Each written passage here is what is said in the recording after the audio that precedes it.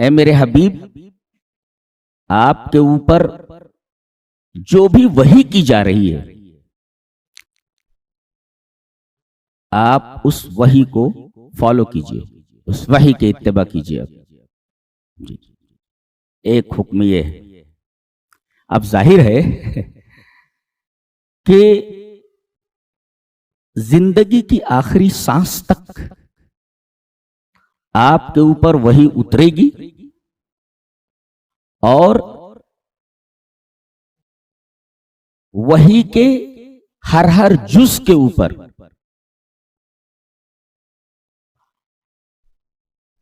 آپ کو نگاہ رکھنی ہے اور اس کی اتباع کرنی ہے. جی کتنا مشکل کام ہے، کتنا مشکل کام.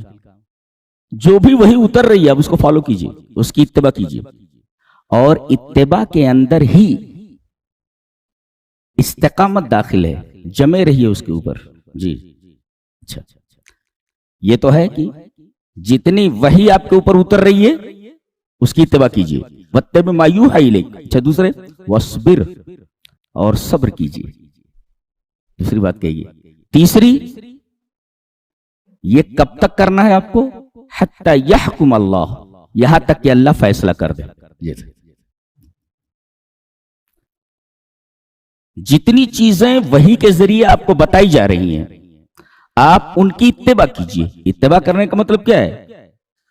آپ اس کے اوپر چلیے، جمے رہیے اس کے اوپر، اور صبر کیجئے. جی وَاصْبِرْ، کب تک؟ حتی یحکم اللہ، یہاں تک کہ اللہ فیصلہ کر دے. جی تو یہ ہے اجمال، اور سورہ ہود پوری اس کی تفصیل ہے. جی اس اجمال کی تفصیل ہے. نبی کریم صلی اللہ علیہ وسلم نے ارشاد فرمایا شیبتنی ہود و اخواتها، مجھے سورہ ہود اور اس جیسی کچھ سورتوں نے بوڑھا بنا دیا ہے.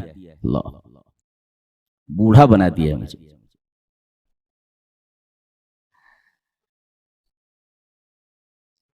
آپ قرآن کی تلاوت کرتے ہیں، قرآن کی تلاوت کی وجہ سے آپ کے بال سفید ہو جائیں، آپ بوڑھے ہو جائیں؟ ایسا ہوتا ہے کیا؟ نہیں. آپ پڑھنے کے ساتھ ساتھ جو کچھ کہا جا رہا ہے اس کو سمجھیے، اور سمجھیے اس طرح کہ یہ آپ کے دل و دماغ میں احساسات میں سما جائے، تب آدمی بوڑھا ہوتا ہے. ساری باتیں احساسات میں سما جائیں، دل کی گہرائیوں میں اتر جائیں، دل و دماغ میں بس جائیں، تب جا کر کے یہ اثرات آدمی کے سر پر مرتب ہوتے ہیں. آدمی بوڑھا ہو جاتا ہے. اللہ، بوڑھا ہو جاتا ہے.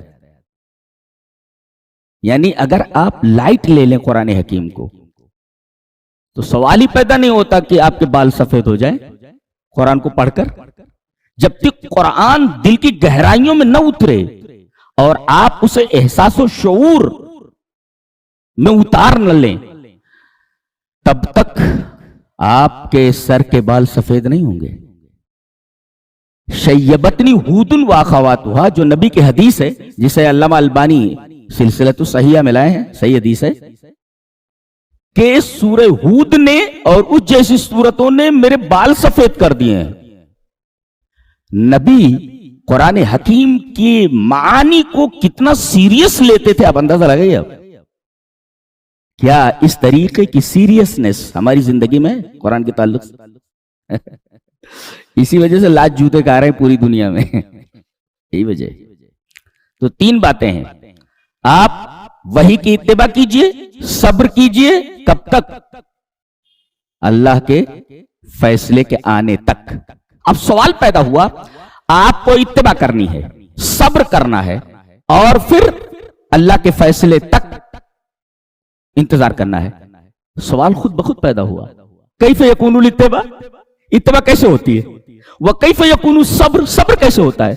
وکیف یحکم اللہ، اللہ فیصلہ کیسے کرتا ہے؟ جی جی جی جی. اب اس کو اگر دیکھنا ہے تو آگے سب سے پہلے نوح علیہ السلام کا قصہ آ رہا ہے. جی آپ دیکھیں وَاتَّبِعْ مَا يُوحَىٰ إِلَيْكَ مِن رَبِّكُمْ، محسوس شکل میں اگر بورڈ کے اوپر دیکھنا ہے تو حضرت نوح کو دیکھیں جی 950 سال تک انہوں نے وحی کی اتباع کی ہے، جمے رہے اس کے اوپر. یہ ایک منظر ہے حضرت نوح کا.